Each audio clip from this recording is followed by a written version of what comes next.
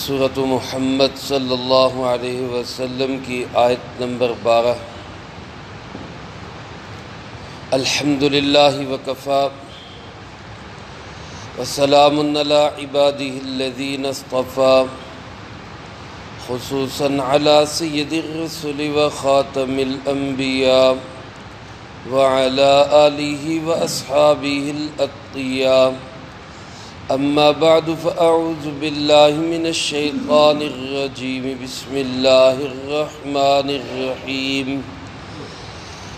ان اللہ يدخل الذین آمنوا وعملوا الصالحات جنات تجری من تحتها الانہار، والذین کفروا یتمتعون ویأکلون کما تأکل الانعام والنار مثوی لهم۔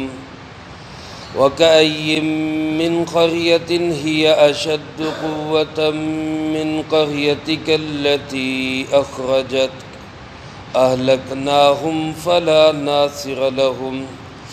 أَفَمَنْ كَانَ عَلَى بَيِّنَةٍ مِّن رَّبِّهِ كَمَنْ زُيِّنَ لَهُ سُوءُ عَمَلِهِ وَاتَّبَعُوا أَهْوَاءَهُمْ۔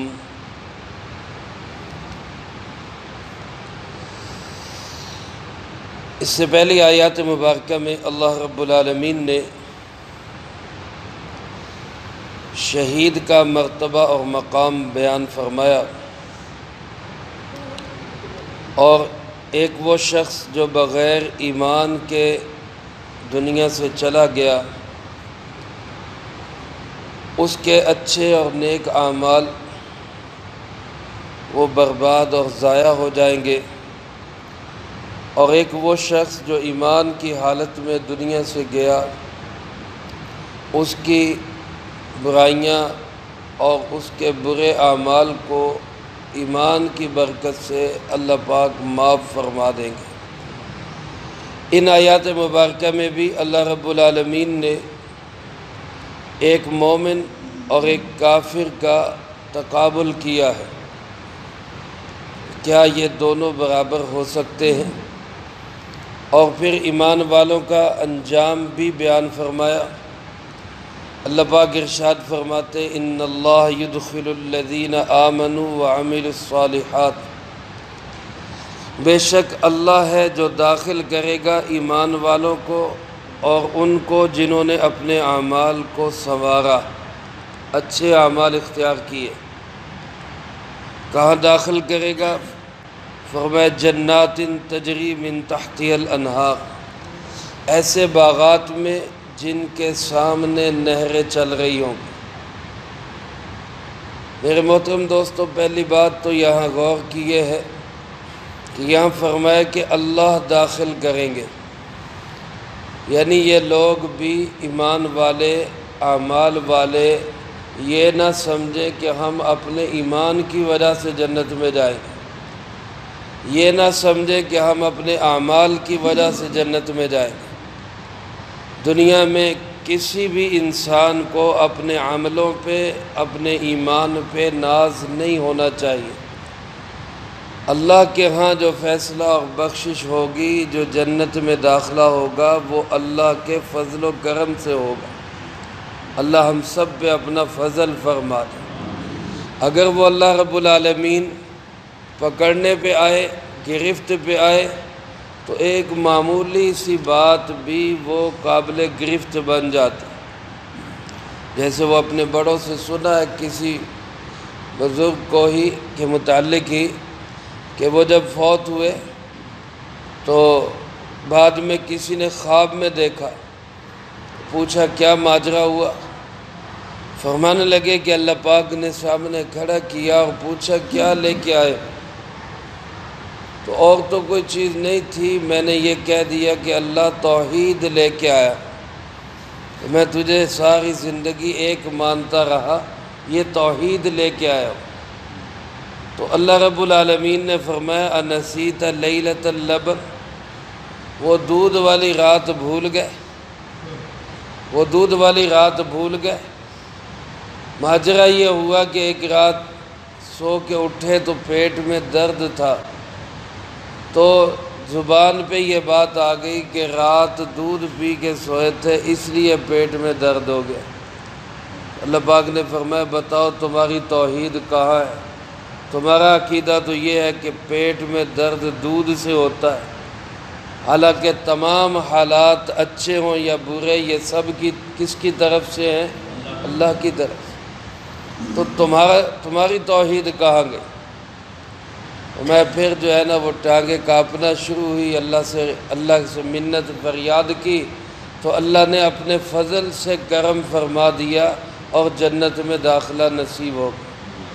اس لیے میرے محترم دوستو، توحید کا عقیدہ اپنانا، رسالت مآب صلی اللہ علیہ وسلم کی نبوت اور ختم نبوت کو تسلیم کرنا، یہ سب اہم چیزیں ہیں، لیکن اس کے ساتھ ساتھ انسان اپنے ایمان و اعمال پہ اترائے نہ، بلکہ اللہ سے اس کے فضل کا طالب رہے۔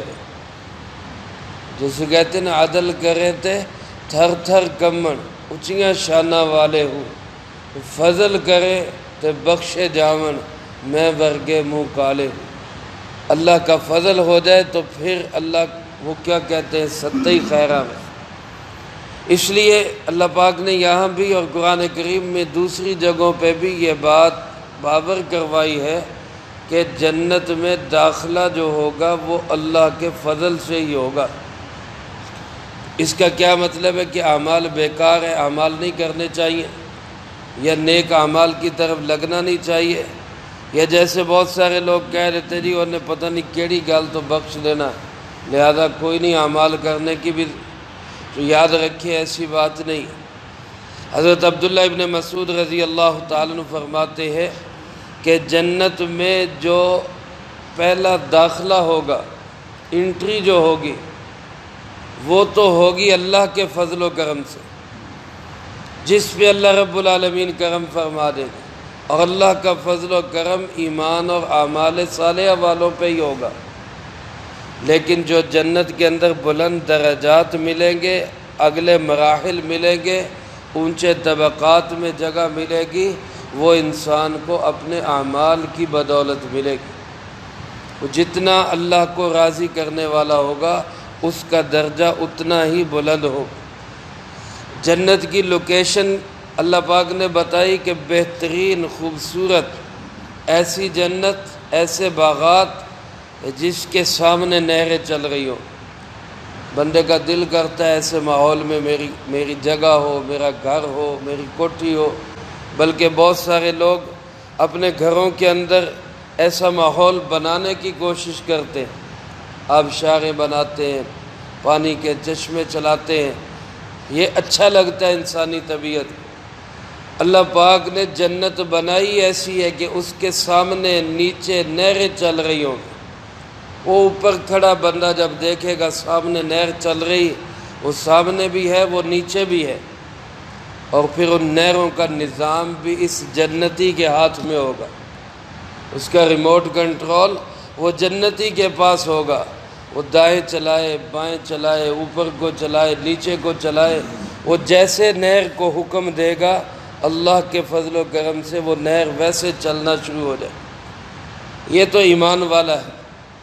اس کے مقابلے میں کافر، اللہ پاک فرماتے والذین کفروا، اور وہ لوگ جو کافر ہیں، یتمتعون، وہ چند دن کا فائدہ اٹھا رہے ہیں۔ دنیا کے اندر بظاہر کافر مزے سے کھاتا ہے، مزے سے پیتا ہے، مسلمان بعض اوقات دیکھتا ہے کہ مجھ سے اچھی اور لگژری زندگی گزار رہا ہے، لیکن اللہ فرماتے ہیں یہ یتمتعون، چند دن کا نفع ہے، یہ تھوڑے سے دنوں کا فائدہ ہے۔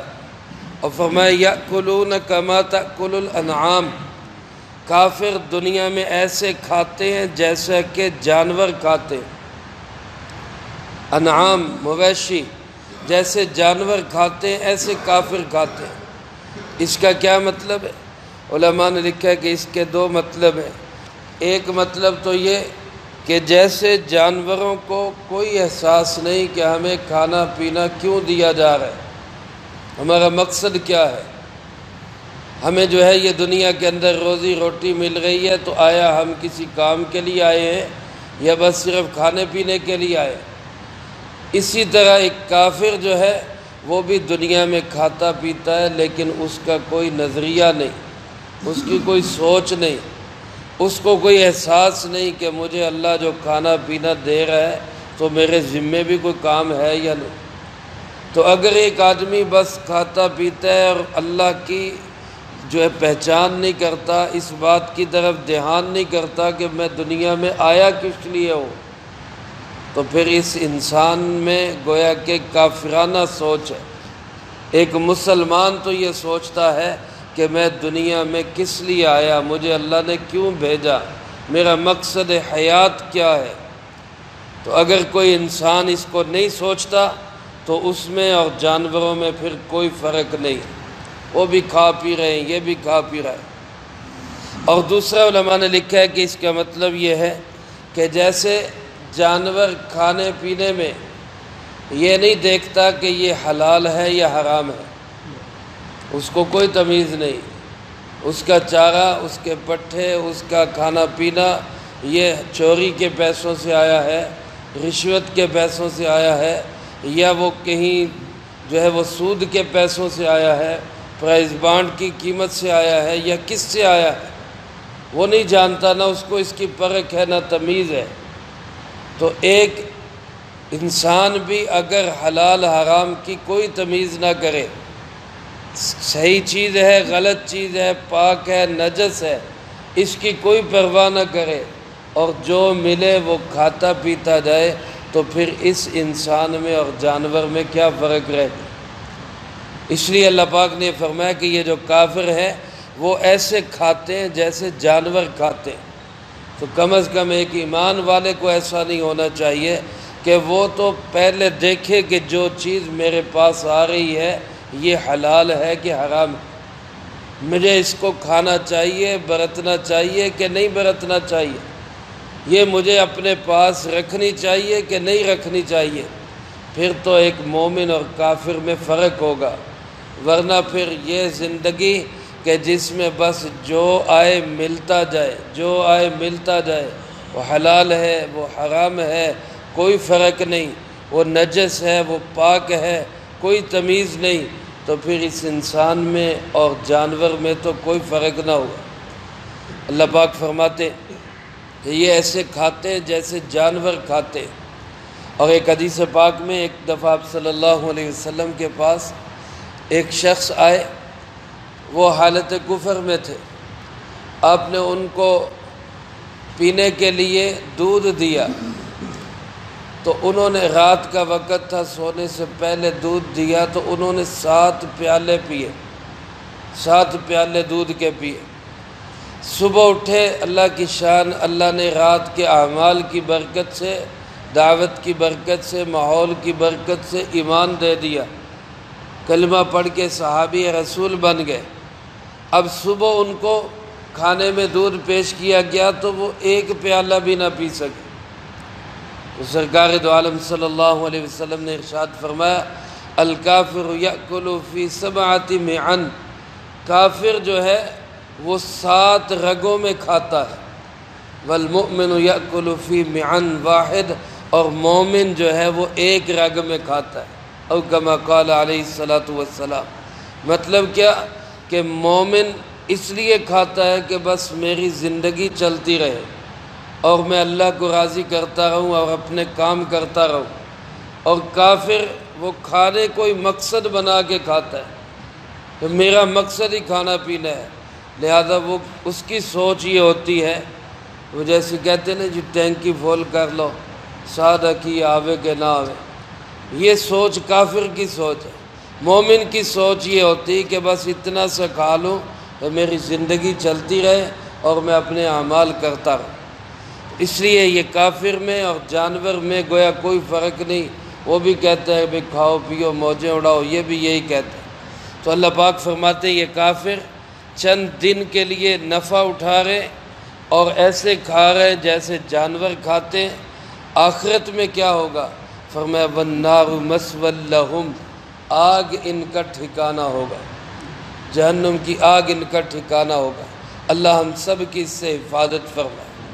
پھر آپ صلی اللہ علیہ وسلم کو اللہ پاک نے مخاطب بناتے ہوئے فرمایا، آپ صلی اللہ علیہ وسلم کو مکے والوں نے مکہ مکرمہ سے زبردستی نکال دیا تھا، زیادتی کی، سختیاں کی، مارا پیٹا، تشدد کیا۔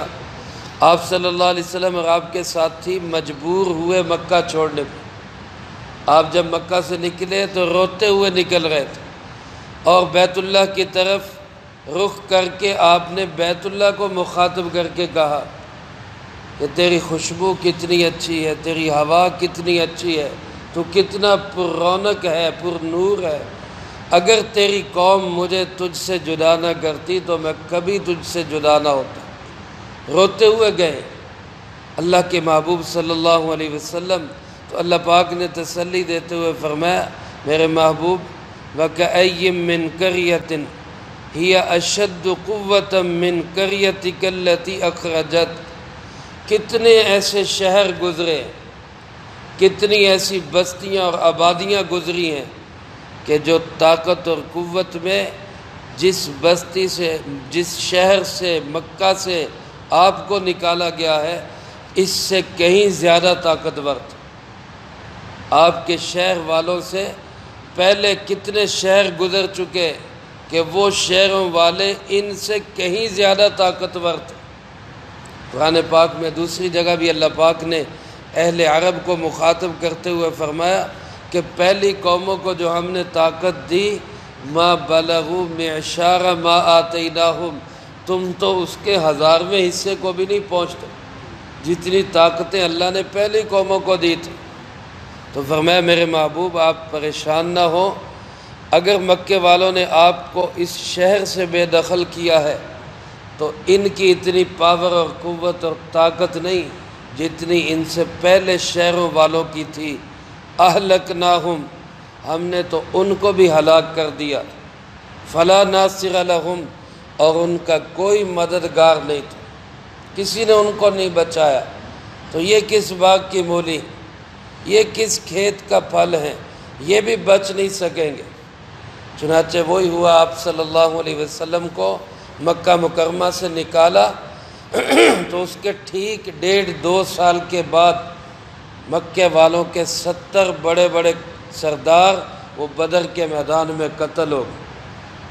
یہ اللہ نے دکھا دیا، یہ عذاب کی شکل بن گئی، کیونکہ اس امت کے اندر کافروں کے لیے اللہ نے جو عذاب رکھا ہے وہ پہلی قوموں کی طرح نہیں کہ زلزلے آئیں گے یا سیلاب آئیں گے یا طوفان آئیں گے، وہ بھی ہوگا، لیکن ایک یہ بھی شکل اللہ نے رکھی ہے کہ قاتلوہم یعذبہم اللہ بایدیکم، ان سے لڑو، ان کو اللہ عذاب دے گا لیکن تمہارے ہاتھوں سے، ایمان والوں کے ہاتھوں سے عذاب دے گا۔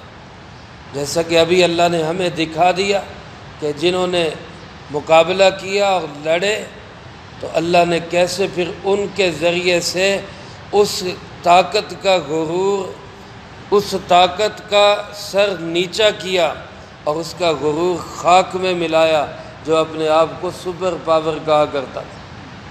آج وہ دبک گیا، بھاگ گیا۔ میرے محترم دوستو، یہ اللہ کی قوت اور پاور جو مکے والوں کو اللہ کہہ رہے کہ جو تمہیں ملی ہے تم سے زیادہ پہلی قوموں کو ملی تھی، تو آج جو ان کو ملی ہے ان سے تو کہیں زیادہ مکے والوں کو طاقت ملی تھی۔ جب وہ نہیں بچ سکے تو ان کی کیا مجال ہے۔ اللہ پاک ہر دور کے لیے فرماتے ہیں، ہر دور کا کافر سوچے کہ مجھ سے پہلے بھی بڑی بڑی قومیں آباد تھیں، ہر دور کا ظالم اور جابر سوچے کہ مجھ سے پہلے بھی اس تخت پہ بڑے بڑے طاقتور آئے، لیکن آج وہ کہاں ہیں، اس سے وہ عبرت حاصل کرے۔ اللہ فرماتے ہم نے ان کو برباد کر دیا، کوئی بچا نہیں سکا، ان کو کون بچائے گا۔ اس لیے یہ ایک درس عبرت ہے ہر دور کے انسانوں کے لیے۔ میں اور آپ اپنی جگہ پہ، اپنی سیٹ پہ بیٹھتے ہوئے ہم بھی سوچیں، ہم کسی پہ ظلم نہ کریں، کسی کے ساتھ زیادتی نہ کریں۔ اگر ہم یہ سوچتے ہیں تو ٹھیک ہے، نہیں تو پھر ہم یہ بھی ذہن میں رکھیں کہ ہم سے بڑے طاقتور بھی اللہ کے سامنے ٹک نہیں سکے، ہماری کیا مجال ہے۔ اللہ پاک ارشاد فرماتے افمن کان علی بینۃ من ربہ، کیا بھلا وہ شخص جو اپنے رب کی طرف سے واضح دلیل پر ہے، روشن اور کلیئر حجت پہ اور دلیل پہ کھڑا ہے، مضبوط دلائل کے ساتھ اپنے موقف کو اپنائے ہوئے ہے، کمن زین لہ سوء عملہ، کیا یہ انجام میں اس کی طرح ہوگا جس کے لیے اس کا برا عمل خوبصورت کر دیا گیا۔ ایسے لوگ ہیں جو دنیا کے اندر اپنے برے عملوں کو اچھا سمجھ رہے، غلط کاموں کو سمجھ رہے کہ ہم تو جی بہت اچھا کام کر رہے۔ شیطان ہے وہ غلط کاموں کو بڑا سجا سنوار کے پیش کرتا ہے کہ جناب آپ تو بڑا ہی اچھا کام کر رہے۔